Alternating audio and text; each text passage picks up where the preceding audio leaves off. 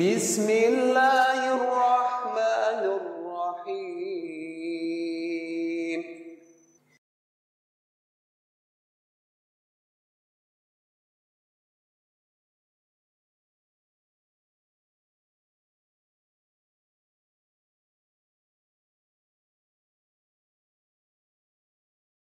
Kesempatan untuk bertemu di bulan Ramadan di tahun yang datang dalam keadaan sehat dan lebih semangat lagi. Untuk kajian pada pagi hari ini sampai pukul 6 Ustaz. Pada Ustaz Sadiq Maulidi dipersilahkan. Bismillahirrahmanirrahim. Assalamualaikum warahmatullahi wabarakatuh. Alhamdulillahirabbil alamin, nahmaduhu wa nasta'inuhu wa nastaghfiruh. Wa na'udzu billahi min shururi anfusina wa sayyiati a'malina. May yahdihillahu fala mudhillalah wa may yudlil fala hadiyalah. Assalatu wassalamu ala Rasulillah wa ala alihi wa ashabihi wa man tabi'ahum bi ihsan ila yaumiddin. Qala Allahu tabaraka wa ta'ala fi kitabihil karim. A'udzu billahi minasyaitonir rajim. Ya ayyuhalladzina amanu in tattaqullaha yaj'al lakum furqana wa yukaffir ankum sayyi'atikum wa yaghfir lakum. Wallahu dzul fadlil 'adzim. Wa qala fatazawwadu fa inna khairaz zadi taqwa. Wa qala inna hadzal qur'an yahdi lillati hiya aqwa.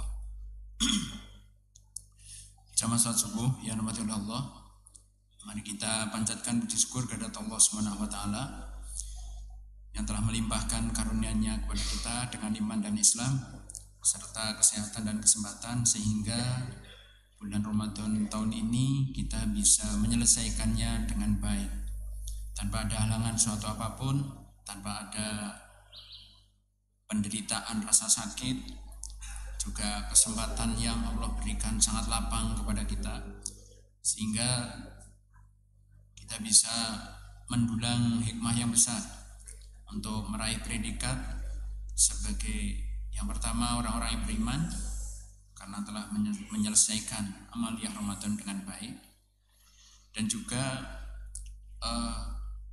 sebagai indikator bahwa kita sudah layak menyandang predikat takwa. Makanya orang yang melaksanakan amaliyah Ramadan dengan baik dan sempurna, dia layak untuk mendapatkan kemenangan. Jadi kemenangan hanya untuk orang yang beriman dan bertakwa. Jadi kalau kita lihat dalam Al-Quran, innamanya taqabbalullah minal muttaqin, Allah hanya menerima amalan orang-orang yang bertakwa. Apa ada kaum muslimin yang tidak beriman? Ya ada. Panjenengan sudah didahului lebaran terlebih dulu. Ada yang baru seminggu sudah lebaran, ada yang tarawih sebulan itu kerasanya, tarawih seminggu itu kerasanya sebulan. Maka tarawih ke minggu kedua nggak kuat lagi. Sekarang kan sudah lebaran kayak gitu ya. Maka tidak tarawih lagi. Nggak ada di sini ya. Bukan nggak ada, mungkin nggak jauh beda gitu ya.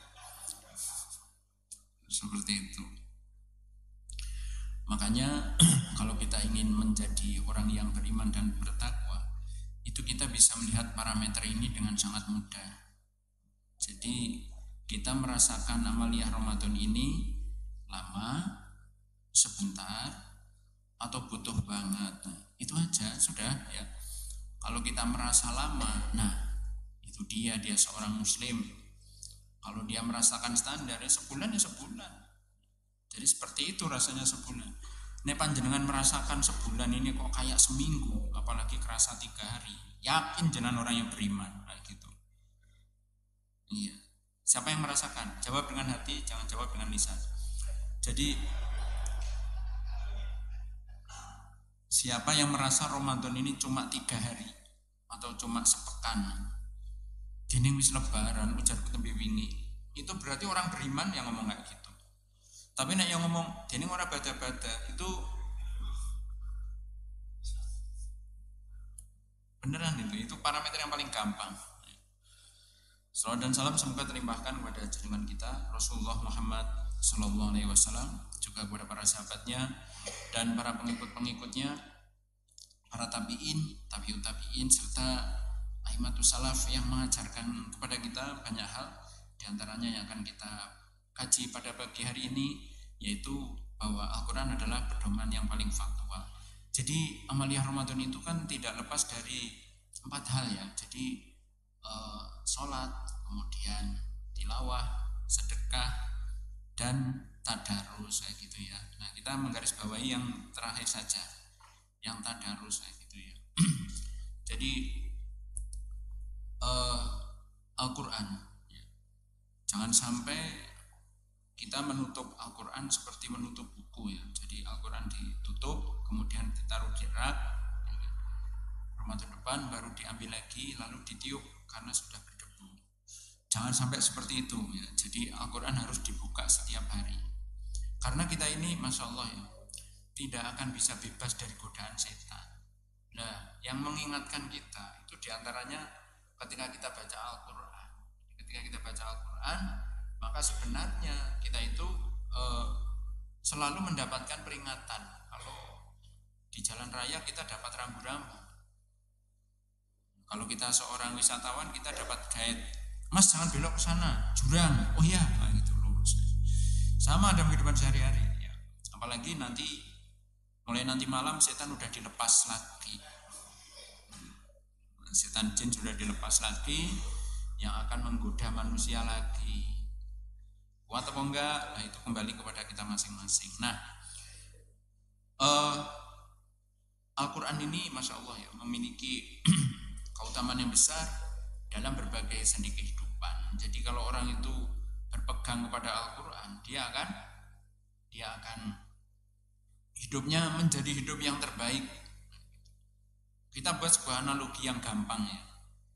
Kira-kira hanya bisa enggak dengan Al-Quran saja bisa menang? Hanya dengan Al-Quran itu bisa menang. Enggak usah jauh-jauh, satu konsep saja. Satu konsep syukur saja. Syukur itu bisa mengusir orang-orang kafir, bisa. Seperti yang dikatakan Kadihan kepada Genghis Khan. Masih ingat ya?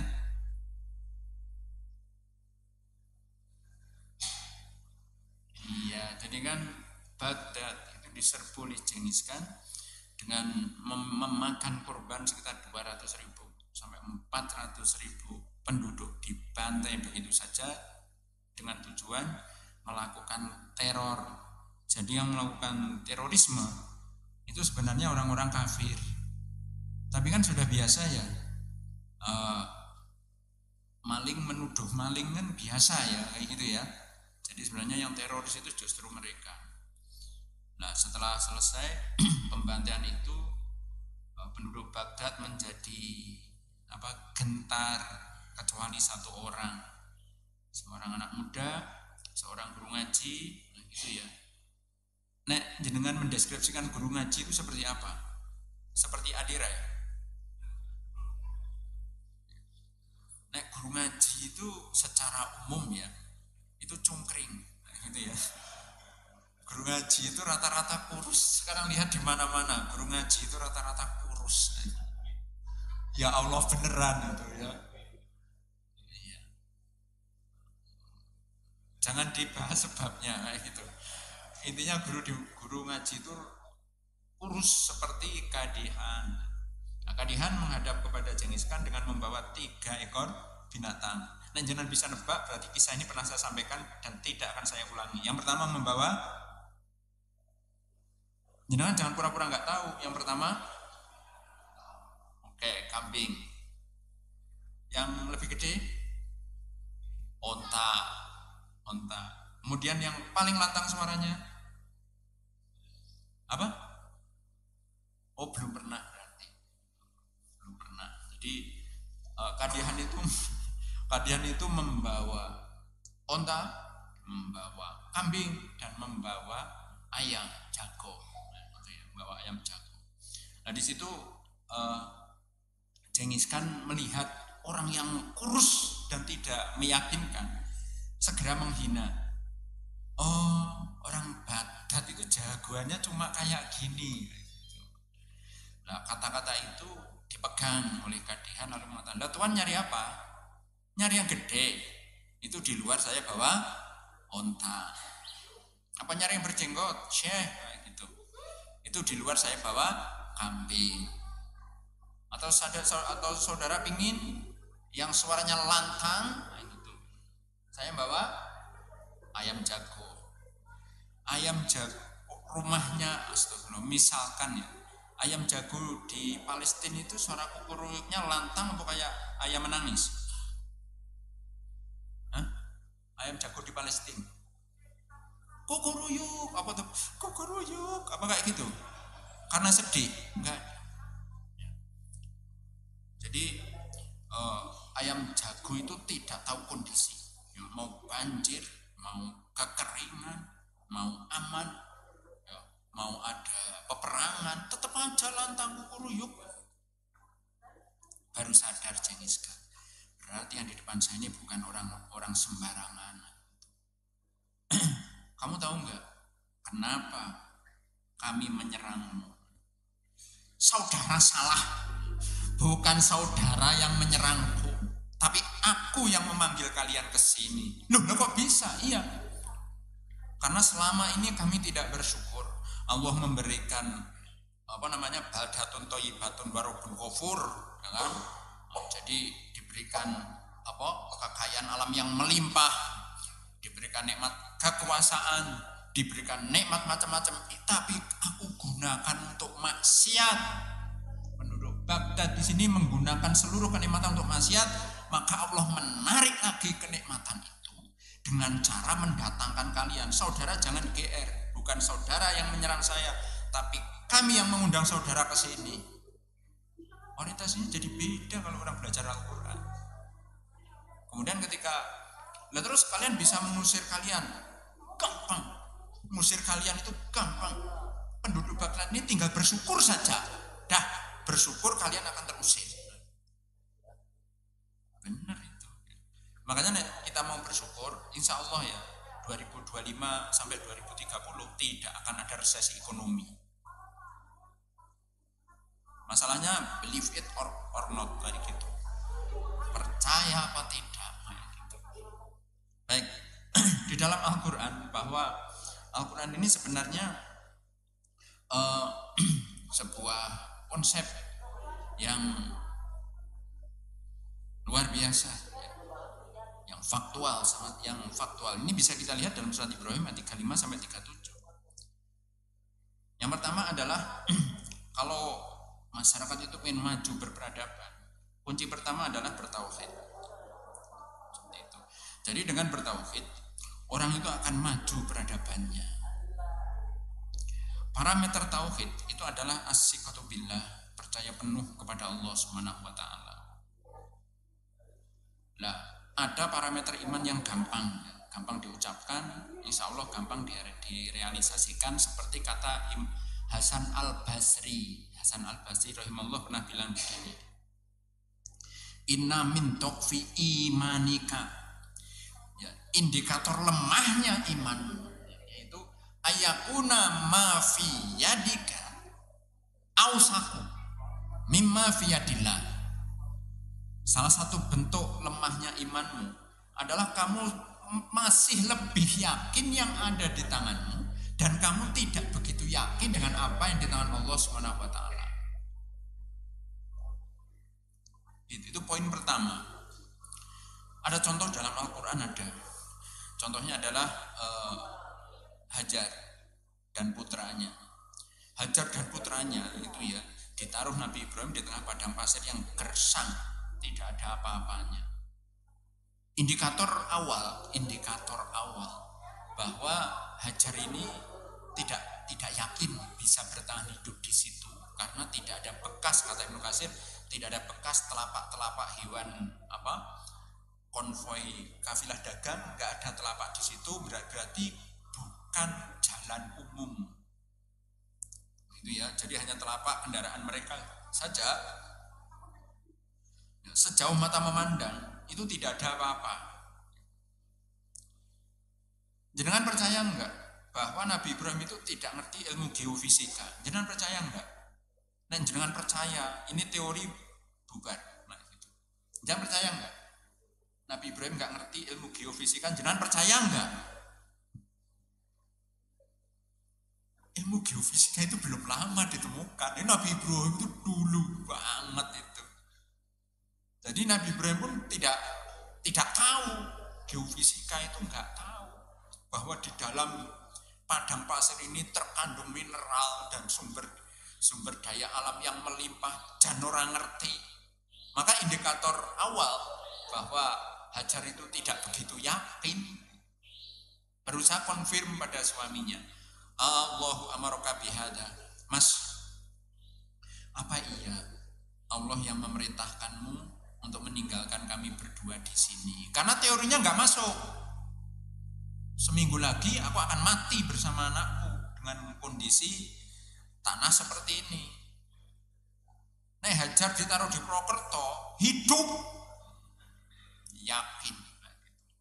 Di samping Sapir ini kan ono kali, mesti ono iwai, masih ada ikannya, masih kayak gitu. Sudah nggak ada apa-apa, tanaman, pokoknya semuanya tanaman perdu, itu masih bisa makan apa itu namanya,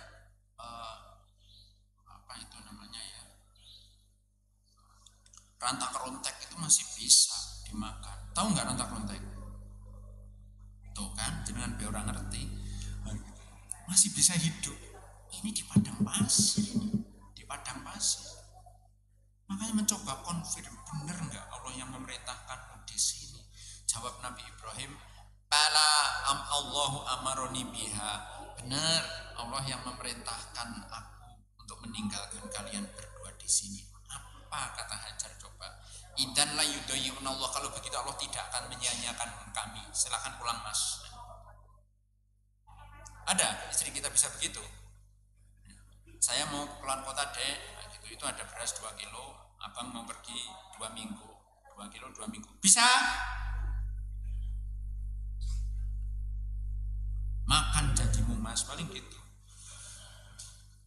Jadi begitu ya. Karena yakin, maka skenario Allah yang berjalan seperti itu. Jangan berpikir, kita jangan berpikir bahwa kaya itu ilmu pesugihan itu tidak hanya di Gunung Kawi atau di Gunung Serandil, ya, bukan hanya di itu, ya, apalagi ada Kumukus gitu ya. Ibnu Hazm, Masya Allah, Ibnu Hazm itu memberikan kita ilmu pesugihan yang mendapatkan pahala. Wah, enak ya, ilmu pesugihan yang mendapatkan pahala. Ibnu Hazm itu siapa? Ibnu Hazm itu seorang cendekiawan muslim dari Andalusia, lahir tanggal 7 November tahun 994 Hijriah, seperti itu.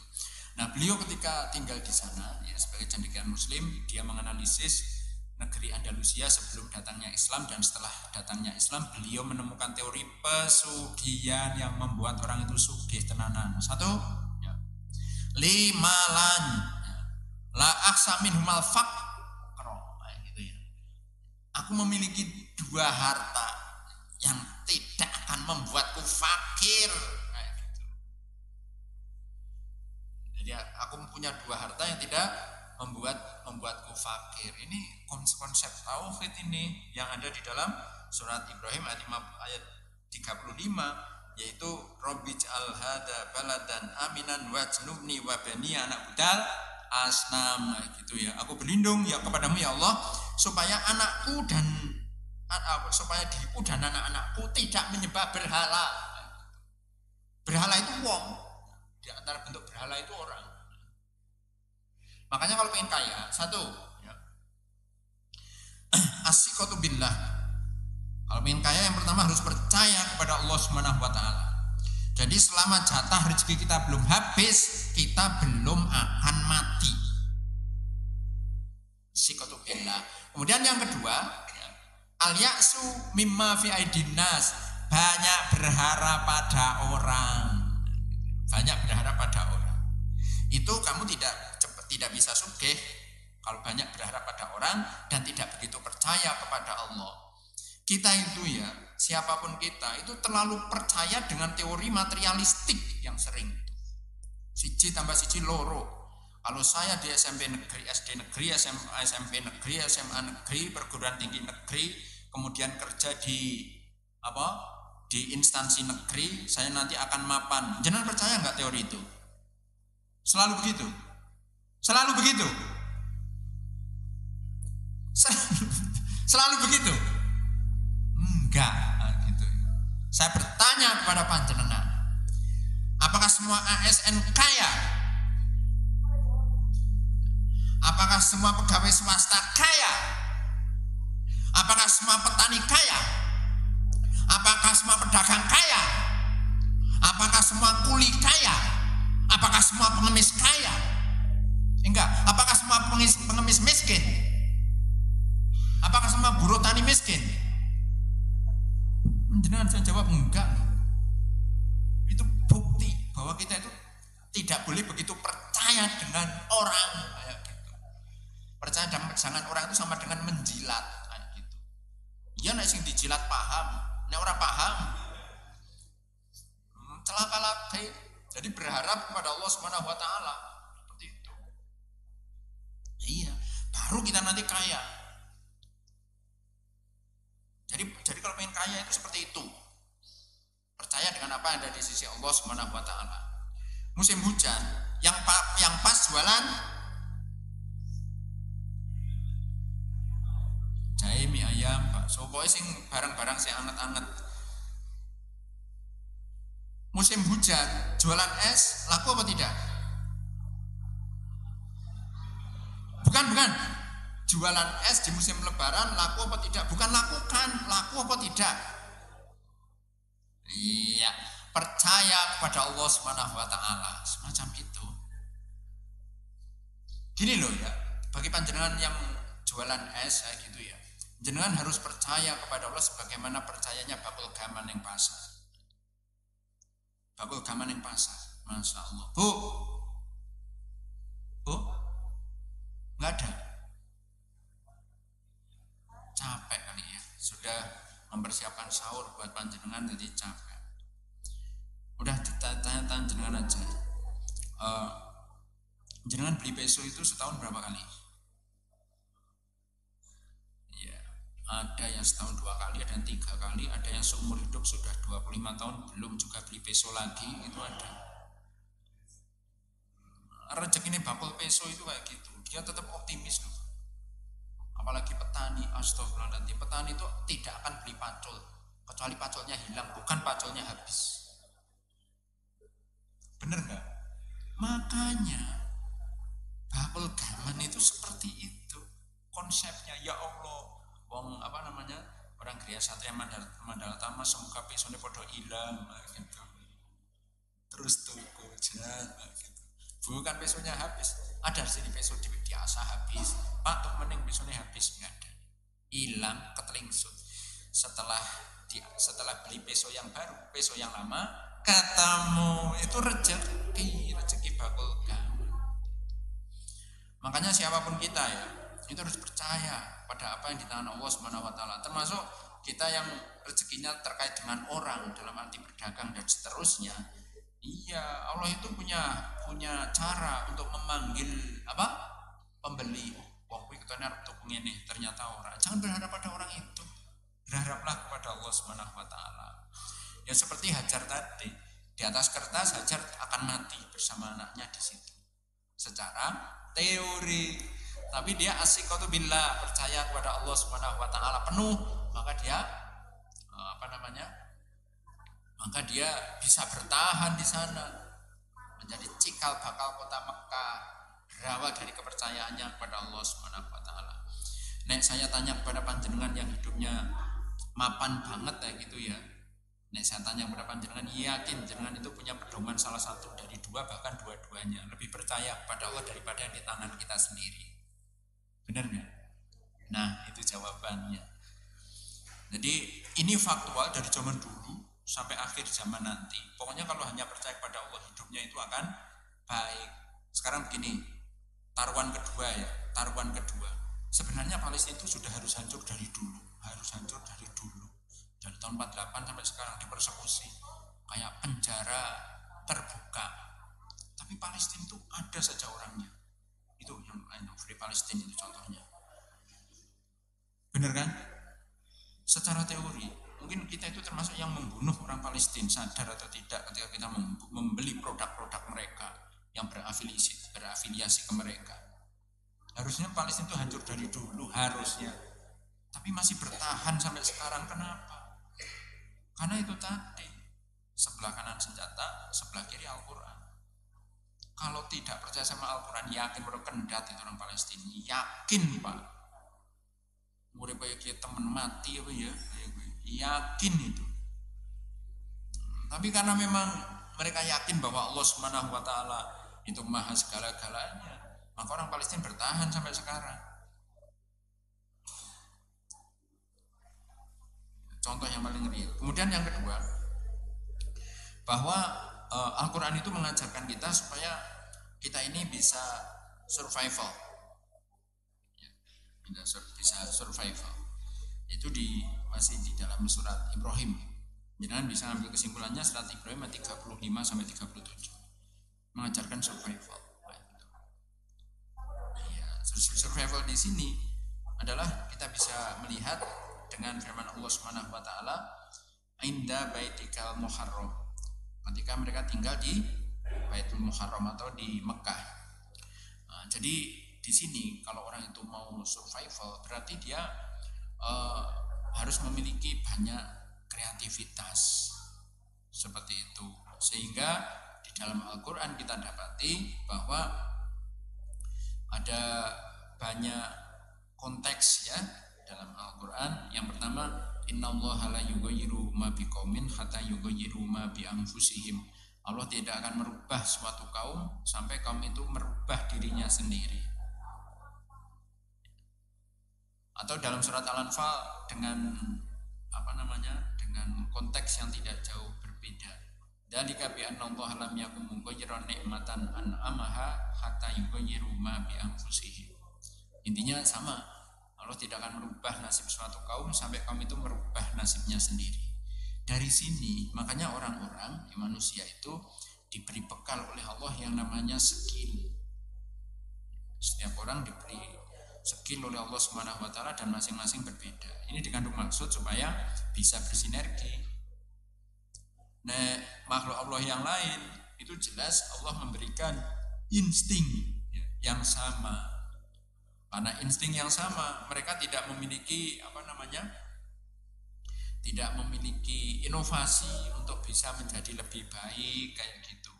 Kecuali rekayasa manusia, mau nggak mau itu ya. Iya, jadi ketika konsumsi ayam semakin banyak, maka manusia ini survival. Ada fakultas peternakan di sana. Ya, jadi kalau ayam kampung itu nunggu gede berapa tahun? Ayam kampung dari netes sampai 2 kilo itu nunggu berapa tahun? Setahun ya. Astagfirullahaladzim, setahun coba. Teliti. Akhirnya bisalah ayam itu 2 kilo lebih dalam waktu 40 hari. Jangan gitu. Nah itu survival. Jadi kita nggak usah khawatir ya. Nek dulu ya, ketika penduduk belum banyak dan Purwokerto ini masih banyak lahan sawah. Kemudian lahan sawah berubah jadi perumahan ya. Ada Gria Satria Mandala Tama, ada Gria Satria Indah, ada Gria Satria Indah Sumampir, Antar Soka, ya. Belum Sapir, ya. Belum Pumas, wah dan ya, lahan-lahan pertanian bengkok diambil jadi lahan perumahan. Tapi itu tadi ya, Allah Subhanahu wa taala maha luar biasa di sana. Di manusia diajari untuk bagaimana supaya dia melakukan penelitian sampai akhirnya padi yang seharusnya setahun, zaman saya kecil dulu setahun itu 2 kali, sekarang setahun jadi 3 kali, bisa 4 kali, bisa. Tinggal Fakultas Pertanian melakukan inovasi lagi, riset lagi, bisa enggak kalau suatu saat nanti menanam padi sebulan panen? Mungkin. Bukan download. Allah Subhanahu wa taala itu memberikan tantangan. Kalau kamu ingin menaklukkan langit dan bumi, lakukan. Tantang.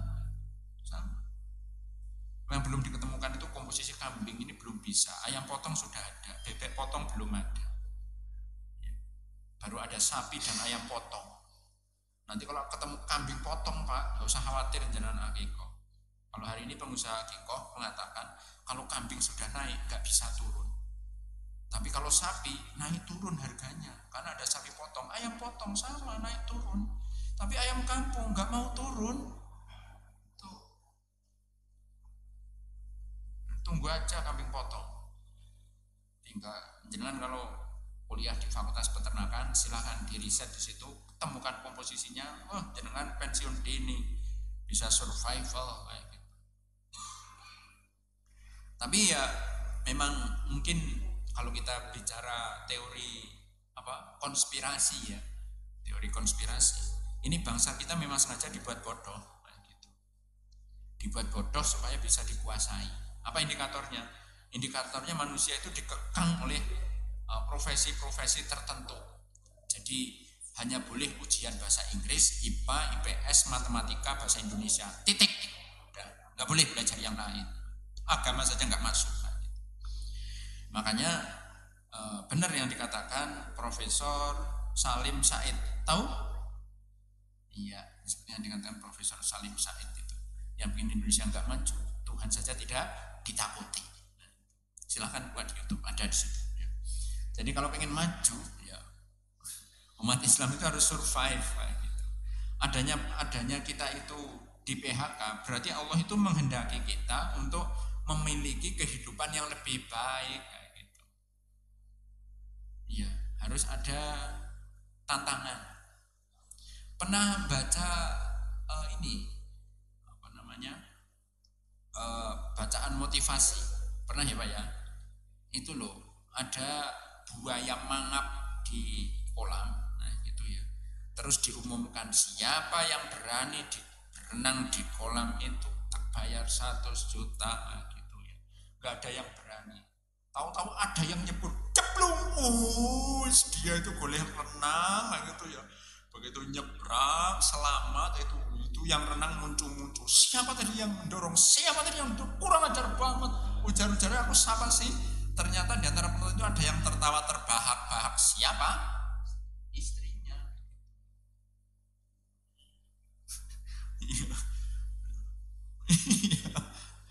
Enggak, istrinya orientasinya duit itu nomor 2. Bahwa untuk dapat duit gede itu harus berani dengan tantangan. Jadi ketika kita itu ganti dari satu profesi ke profesi itu enggak usah baper, enggak usah. Ya. Gitu. Jadi harus survival seperti yang diajarkan dalam Al-Quran. Saya bertanya kepada panjenengan ya, sebenarnya ya Hajar itu bisa pindah ya. Jadi setelah Ibrahim pergi itu kintil baik, nah, gitu, kintil burine ngikuti loh. Ibrahim maju terus lewat kampung, sudah Hajar berarti di kampung bojone mangkat nah kayak gitu. Terus dia di situ. Bisa. Tapi Allah mengajarkan dalam Al-Quran survival kayak gitu. Yang nggak ada apa-apa ini bagaimana bisa? Orang anak untuk yang orang yang bisa survive itu biasanya daerah-daerah gersang seperti Gunung Kidul. Ya, jadi jenengan yang nggak kuat mendengar, tolong tutup telinganya lah ya. Gitu. Itu ada oseng ulat itu seperempat itu 50.000. Oseng ulat bukan entung, saya tahu ulat. Silahkan buka di YouTube, ada bener-bener sup ulat. Ya Allah, sup ulat doyan jangan doyan ora ya tuh kreatif sana itu. Jangan harus mangan bonggol. Yang mangan bonggol memang Gunung Kidul, bonggol Gedang itu masih lama. Yang paling baru itu keripik pelepah pisang, urung-urung ya. Aku wis krungu kayak gitu. Jadi sing urung dipangan ya Pak Gedang itu. Akarnya sebentar lagi tunggu tanggal mainnya. Apa itu? Akar pisang crispy, tunggu aja. daerah Gersang, loh kita daerah Purwokerto subur, nggak ada kreativitas, nggak ada. Nah, gitu. Makanya Hajar itu keluar kreativitasnya, Gersang, ya Allah Gersang, gitu ya. Makanya dia usaha cari air, nggak ketemu, terus dari kakinya Ismail keluar air. Keluar air ini, apakah Hajar pasang tarif? Tidak. Di situ. Nanti parameternya itu parameternya itu bagaimana supaya masyarakat situ santun sama dia, baik sama dia. Baik, berikutnya adalah poin yang ketiga. Robbana liyuqimus shalah. Jadi yang paling faktual berikutnya bahwa Al-Quran itu mengejarkan konsep sholat. Dan ini ada di bulan Ramadan ya. Jadi rakaat sholat kita lebih banyak di bulan Ramadan daripada bulan-bulan yang lain kan. Pasti itu. Mungkin panjenengan yang siap-siap mau mudik monggo lah ya, tinggalkan majelis nggak apa-apa. Daripada nanti jenengan kedagar-dagar, ada ini yang mau mudik pulang berangkat pagi, monggo ya. Bebas saja. Karena kalau seandainya saya hari ini mudik, ini sekarang saya billahi taufiq wal hidayah, sekarang ini. Ya. Karena saya nggak mudik, maka saya bertahan. Maka jenengan yang ingin segera mudik, monggo. Dan jangan meninggalkan forum. Beneran ini, ya. Karena jenengan mudik itu berbakti kepada orang tua yang lebih wajib dari sekedar pengajian. Benar tidak? Berbakti ke orang tua lebih wajib daripada mendengar pengajian. Maka jenengan siap-siap mudik, berangkat jam 6, tinggalkan forum ini. Nah, jujur saya nggak mudik, saya sudah dimudiki. Nah, gitu ya. Benar Pak, saya sudah dimudiki. Seperti itu. Baik, menegakkan sholat. Menegakkan sholat, ajaran sholat itu ada di Bible, ada di PL, ada di PB, ada di Perjanjian Lama, ada di Perjanjian Baru. Bahkan sejak Nabi Ibrahim sholat itu ada. Fungsi sholat itu adalah untuk media memohon pertolongan kepada Allah. Ya ayyuhalladzina amanu sta'inu bisobri ya wassalah. Jadi sholat itu digunakan media untuk minta tolong kepada Allah. Makanya nek kita punya banyak masalah, itu rakaat sholatnya harus ditambah seharusnya. Seperti itu. Iya, siapapun kita, nanti hidup kita akan tenang. Dari zaman dulu sampai sekarang. Itu ya. Jadi kalau posisi kita sebagai karyawan itu bisa mengadukan bosnya. Kalau sebagai bos bisa mengadukan karyawan. Orang tua bisa mengadukan anak. Anak bisa mengadukan orang tua. Suami mengadukan istri, istri mengadukan suami, rakyat mengadukan pemimpin, pemimpin mengadukan rakyat. Ya Allah, rakyatku ini ya tajam banget tangannya di media gitu ya. Ya Allah, sadarkan mereka. Jenengan sebagai rakyat nulisnya apa? Ini sih negeri macam apa ya, negeri Konoha ini. Nah, rakyatnya ngomong kayak gitu. Sama suami istri juga begitu. Salahnya kita itu mengadu di media, itu salahnya itu di situ. Bukan mengadu kepada Allah Subhanahu wa taala. Makanya story WA itu sebenarnya bukan untuk curhat, bukan ya. Tapi sebenarnya untuk kotes nasihat atau apa gitu ya, harusnya ya. Atau ajakan untuk pengajian atau ajakan untuk melakukan amal soleh kayak gitu. Iya, jadi bukan untuk flexing, bukan. Ya. Nah, jadi itu gunanya media. Beneran ini ya. Jadi kita bisa mengadukan itu semuanya. Nah, pengalaman saya mengadukan mahasiswa pada Allah Subhanahu wa taala. Ya Allah, berilah hamba ide kayak gitu ya. Supaya mahasiswa saya cepat sadar, berbakti kepadamu, beribadah kepadamu. Ada saja idenya. Ide terakhir itu checklist amal harian. Nah, itu sudah ada. Mungkin berganti lain belum ada. Karena kalau saya pakai media ini itu Pak, grup WA, siapa yang sudah sholat subuh silakan checklist, silakan tulis nama dan NIM gitu ya. Nah itu ada yang tidak sholat tapi tetap nulis kayak gitu, jadi ada kebobolannya. Ide terakhir itu checklist ini, checklist amal yaumi berupa lembaran. Jadi tugas Mas PA itu tiap saat ya, sehari 5 kali. Nek sholat bolong ya bolong, nek centang ya centang. Setiap seminggu sekali itu harus ditandatangani orang tuanya. Loh ini kayak bocah SD. Memang mahasiswa itu rata-rata bocah SD. Sholat tidak diopiak-opiak. Orang bocah SD, orang bocah SMP, orang bocah SMA, semuanya bocah SD. Tidak ngopiak-ngopiak. Itu kesalahan dalam kurikulum itu. Bener lah. Nah buktinya saya tanya, siapa yang belum hafal bacaan sholat? Itu ada yang ngacung. Bukan aku gede-gede gitu ya. Mahasiswa orang hafal bacaan sholat itu kan bocah SD berarti. Dan 12 tahun itu belajar apa? Kulha kulhu baik. Nah gitu. Oh, ada yang belum bisa hafal bacaan sholat loh. Yang belum hafal, yang belum bisa baca Al-Quran, luwe hakeh mani. Oh, SD. Ya udah, akhirnya kayak gitu. Jadi mahasiswa protes, lu Pak, kayak punya SD, pancen kalian punya SD, jangan saya ngomong kayak gitu. Cuma usia saja kalian yang sudah 18-an. Usia toh, tapi faktanya masih SD. Saudara masih kopiak-kopiak orang tua sholat kan? Iya sih Pak, ya udah baca SD. Loh, kalau pendidikan itu benar, itu anak SMP, anak SMA kelas 1 itu sudah bagian dari orang tua. Sing melu ngopiak-ngopiak adine. Parameternya itu. Siapa yang diopiak-opiak? Itu SMP ke bawah. Itu masih diopiak-opiak karena memang usianya diopiak-opiak. Nah SMA itu udah bukan waktunya diopiak-opiak. Bagian yang ngopiak-ngopiak, bahkan yang perlu ngopiak-ngopiak bapak sing sedang lupa.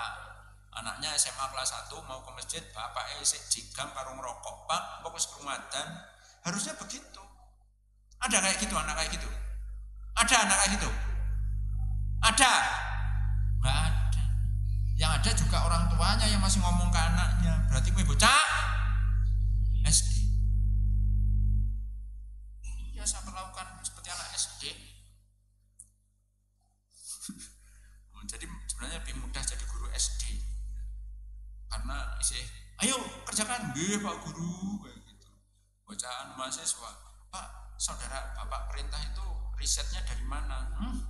Riset-risetan barang. Penak ngajar SD. Begitu ya. Nah, menegakkan sholat seperti itu. Wasta'inu bis-sabri was sholat. Minta tolonglah kepada Allah dalam sholat gitu. Jangan besok kan lebaran ya. Ada yang belum pegang duit hari ini.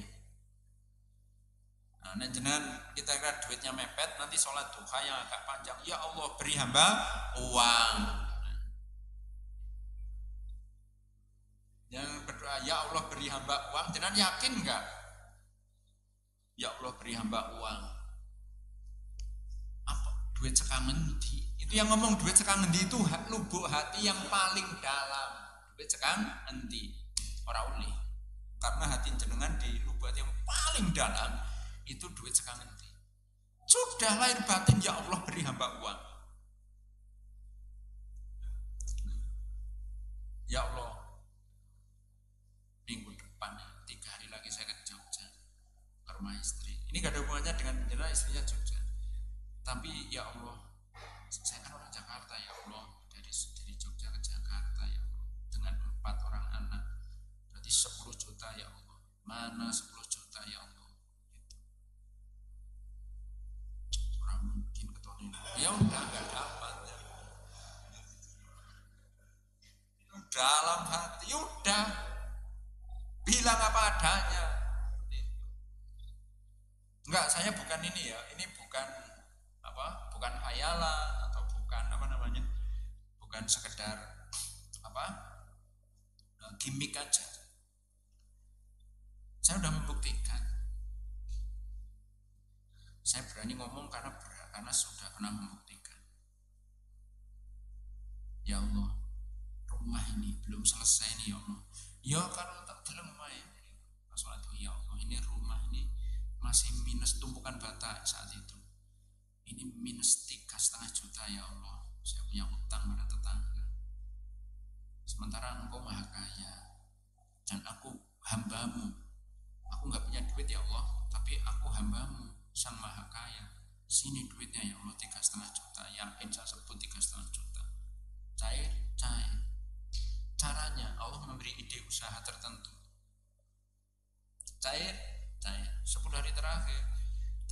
ning Madiun ya Allah duit turun anak.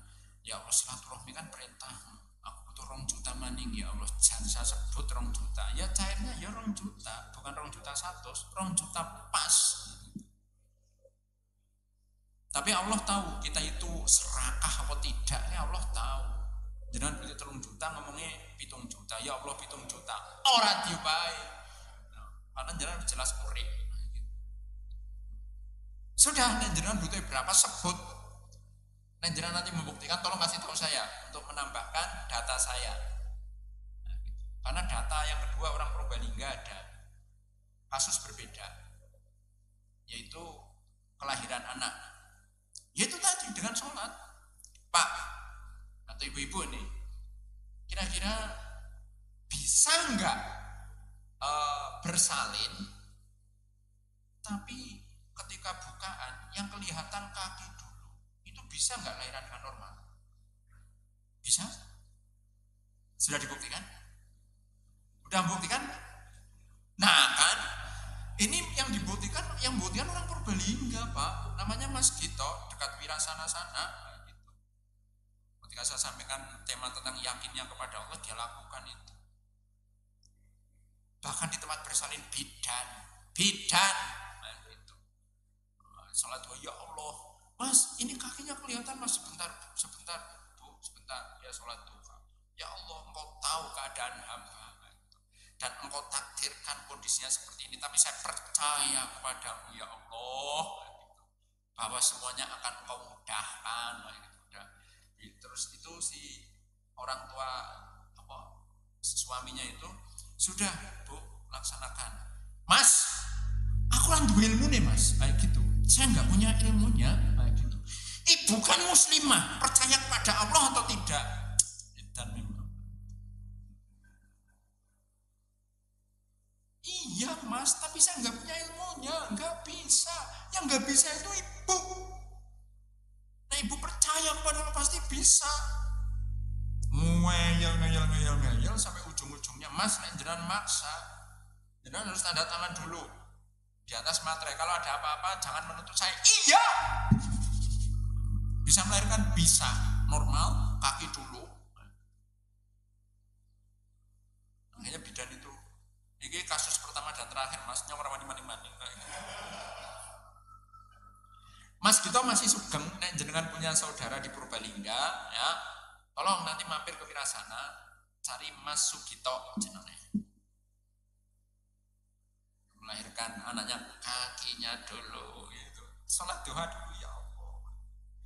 Tapi bukan ketonita ora loh, enggak. Tapi benar-benar di dalam hati itu seyakin-yakinnya Palestina bisa mengalahkan Israel. Nek orang Palestina berdoa perang melawan Israel, kira-kira nek di atas kertas menang apa kalah? Menang apa kalah? Kalah. Menang apa kalah fakta nih? Menang loh. Bisi. Ya karena percayanya tadi. Seperti itu. Makanya di momen Ramadan ini sebenarnya pembelajaran penting buat kita, bahwa kita itu harus minta pertolongan kepada Allah dalam sholat kita kayak gitu ya. Makanya dibiasakan itu sholat tahajud yang notabene ya. Sholat tahajud yang notabene diperintahkan di luar Ramadan dan di bulan Ramadan itu namanya tarawih ya. Tarawih ya. Nanti malam tarawih enggak? Nanti malam sudah mulai lagi kayak gitu. Nah, Ramadan sukses apa enggak? Nanti malam jenengan takbiran tok atau takbiran karo sholat. Nah, jenengan tetap ada sholat tahajudnya, berarti pendidikan Ramadan berhasil. Kemudian nanti malam tidak ada tahajud, tidak ada witir, gagal Ramadannya. Nah, kan saya nunggu anak saya pulang dari Jakarta, astagfirullahaladzim. Bisa ya. Ditinggal sholat sebentar bisa. Seperti itu. Kemudian poin yang keempat ya. Ini faktual ya, sejak zaman Nabi Ibrahim sudah dibuktikan, zaman Nabi dibuktikan, zaman sekarang bisa kita buktikan. Jadi kalau ingin masalah kita kelar, istainu bisobri wassalah. Rabbana liyuqimus shalah. Kalau di dalam surat Ibrahim ayat 36 itu, Rabbana liyuqimus shalah, ya Allah supaya mereka menegakkan sholat kayak gitu. Kemudian berikutnya adalah faj'al afidatan minan nas tahwi ilaihim. Yang berikutnya adalah akhlak. Akhlak baik. Kalau dalam Al-Quran itu parameternya itu adalah orang itu sampai bisa empati. Sekurang-kurangnya orang itu bisa simpati. Itu parameter akhlak itu berhasil apa enggak. Karena kalau satu perbuatan atau satu tindakan itu bisa jadi sopan di satu daerah tapi enggak sopan di tempat lain. Itu kalau pakai parameter manusia. Ya. Nah, begitu ya. Sopan di sini belum tentu sopan di sana ya. Iya.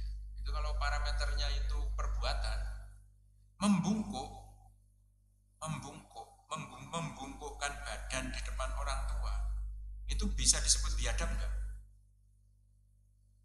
Membungkukkan badan di depan orang tua bisa disebut biadab enggak? Bisa. Bisa enggak? Membungkukkan badan di depan orang tua itu bisa berakhlak, bisa beradab, bisa biadab. Tiga-tiganya itu. Makanya parameternya itu empati. Hati kita parameternya. Membungkuk di depan kesepuan, permisi mbah, gitu. Kepada semua orang tua begitu. Berarti dia berakhlak. Kayak ini pacarku apa ya? Permisi mbah itu beradab. Karena kasih siapa? Mbah siapa sih kayak orang ngerti ya wis melakukan gini aja. Tidak menundukkan badan karena nggak ada kepentingannya. Tapi nek kayak mbah pacarku, permisi mbah. Oh, kayak sopan teman siapa kamu? Kalau Andika, oh, Om Endi kono. Nah, terapas bodoh. Dok, kamu kenal Andika? Oh ya rumahnya sana. Iya. Bocah itu sopan banget loh, Dok, sama saya. Loh. Itu berarti beradab. Jangan salah. Ada yang membungkuk tujuannya menghina. Ada itu biadab. Membungkuk tapi kalau bulan sabitnya terbalik. Bulan sabitnya terbalik gimana? Bibir itu harusnya begini, terus begini. Ya. Jadi sambil membungkukkan badan itu bibirnya begini. Itu kan biadab sebenarnya. Fajal afidatan minan nas. Iya. Jangan bisa bayangkan kenapa daerahnya Hajar menjadi sebuah kota. Berawal dari akhlaknya si siapa? Siti Hajar. Kan air itu dari berkas injekan putranya Ismail. Itu jane bisa lo ngomong wani piro, jane bisa. Mbak banyune wani piro. Mbak banyune wani piro. Mbak banyune wani piro, Mbak. Mbak banyune wani piro. Dolaran di padang pasir yang gersang, air dijual mahal, dibeli, tapi nanti akan muncul loncat kurang lancar. Ibu-ibu keroyok pateni sisa nabi ya. Pateni bae kok air kita yang menguasai. Bisa ya? Bisa. Tapi itu tidak dilakukan oleh Hajar. Mbak, toyone nggih. Oh, monggo mendhet mawon sak cekape. Oh, sopan. Oh, nggih, Mbak, matur suwun. Saya boleh tinggal di sini. Oh, monggo. Jadi pedusunan, jadi desa, jadi kota. Nah, itu misalkan siapa Hajar tadi kayak gitu, big modelnya kayak gitu. Apa? Berkaca pinggang, cukup banyak mbahmu apa? Ngene 10.000. Kurang ajar. Ibu kemakus, iya pateni. Itu nanti jadi kampung penyamun. Enggak. Begitu. Akhlak luar biasa itu diajarkan kepada kita. Oleh karena itu ada yang mengatakan dan kita sepakat ya bahwa akhlak itu adalah mata uang yang berlaku di manapun. Akhlak, makanya harus berakhlak di situ. Makanya Rasul, apa itu akhlak? Akhlak itu adalah perbuatan yang otomatis dari dalam hati tanpa rekayasa dan tanpa direncanakan, itu akhlak. Nek direncanakan ya, kemudian disesuaikan sikon, itu namanya adab. Perbuatan yang tidak sesuai dengan sikon namanya biadab. Itu bedanya adab adanya adab, biadab, dan akhlak itu di situ. Nek adab sesuai kepatutan daerah situ. Nek tidak sesuai kepatutan biadab. Nek terbiasa patut akhlak, dah gitu. Kemudian poin yang terakhir itu adalah pencaharian yang terencana, yaitu warzuqhum minats tsamarot. Ya ini menggunakan menggunakan parameter hasil untuk teknis itu diserahkan kepada manusia. Nah, jadi Nabi Ibrahim berdoa kepada Allah supaya keluarganya Hajar dan Ismail itu diberikan rezeki buah-buahan. Kenapa buah-buahan? Nah itu buah-buahan itu mengandung makna segala sesuatu itu direncanakan dengan matang. Makanya di dalam agama kita ada yang namanya warisan, ada yang namanya hibah. Itu tujuannya apa? Supaya hidup kita itu terencana dengan baik. Perjalanan di akhirat itu direncanakan dengan baik. Ibadah juga direncanakan dengan baik. Makanya rata-rata di dalam Al-Quran itu disebut kebaikan itu dengan al-birru. Berbuat baik kepada orang tua bahasanya khairul walidain wa birrul walidain. Birrul walidain artinya kalau berbakti pada orang tua itu harus direncanakan, ada parameternya dan ada rencana yang tertata rapi. Aku kapan menghajikan orang tua? Kapan aku berkorban untuk orang tua? Kapan aku ngirim ke orang tua tiap bulan? Direncanakan gitu. Nah, infak itu bukan al-birru tapi al-khairu. Kebaikan. Dua-duanya al-birru sama al-khairu. Dua-duanya artinya kebaikan. Cuma nek al-khairu itu tidak terukur, bisa spontan. Tadi ada kota infak jalannya? Ada. Kalau ada kota infak jalan, aku infak 10.000 ya. Tapi tahu-tahu beda berubah pikiran. Infak 100 gitu. Pahalanya jadi 110.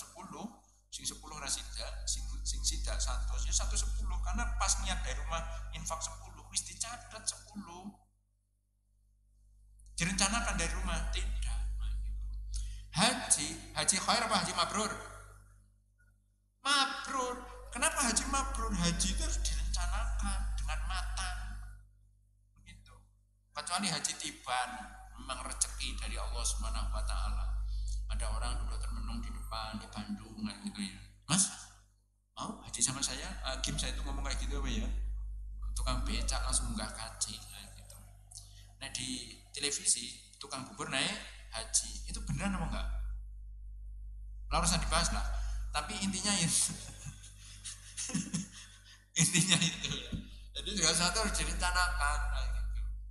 Termasuk amal soleh itu harus direncanakan. Rencananya apa? Saya Ramadan ini khatam sekali. Ramadan depan berapa kali? Saya ngasih takjil berapa kali? Ada rencananya. Baik, jadi kalau umat Islam membuat pedoman hidupnya berdasarkan Al-Quran ini, sebenarnya dia itu faktual. Umat Islam akan bisa bertahan apapun kondisi zamannya. Umat Islam akan terus bertahan dan bahkan bisa memegang peradaban. Tergantung jauh dekatnya dia dari Al-Quran dan implementasinya berapa persen dari Al-Quran. Segitu persen nanti kesuksesan umat Islam dan kesuksesan pribadi kita. Maka di level pribadi kembali kepada kita sih, ya, kembali kepada kita sejauh mana kita mengimplementasi Al-Quran, di situ kesuksesan kita. Dengan sebuah keyakinan bahwa Allah Subhanahu wa taala menjadikan Al-Quran itu sebagai petunjuk. Oleh karena itu kalau mengikuti petunjuk ya la yadillu wa la yasqa, tidak akan tersesat dan tidak akan celaka. Beneran itu. Jadi mungkin berapa dari membaca lama-lama menganalisa lalu mengamalkan. Seperti itu. Baik, barangkali seperti itu yang saya sampaikan. Aku qouli dalam ushab sang berikan moderator. Assalamualaikum warahmatullahi wabarakatuh. Waalaikumsalam warahmatullahi wabarakatuh. Syukran jazakallahu khair kepada Ustaz Sodik Khalidi yang sudah menyampaikan materi yang sangat bagus pada pagi hari ini. Mari kita tutup kajian pagi hari ini dengan membaca hamdalah dan doa kafaratul majlis. Alhamdulillahirabbil alamin. Subhanakallah wa bihamdika asyhadu an la ilaha illa anta astaghfiruka wa atubu ilaik. kita berbuka bersama ya, makan bakso bersama. Semoga kita bisa dikumpulkan bersama, jadi kebersamaan ini menjadi berkesan ya. Syukur-syukur Ustaz Sodik bisa ikut berbuka bersama di sini. Wassalamualaikum warahmatullahi wabarakatuh.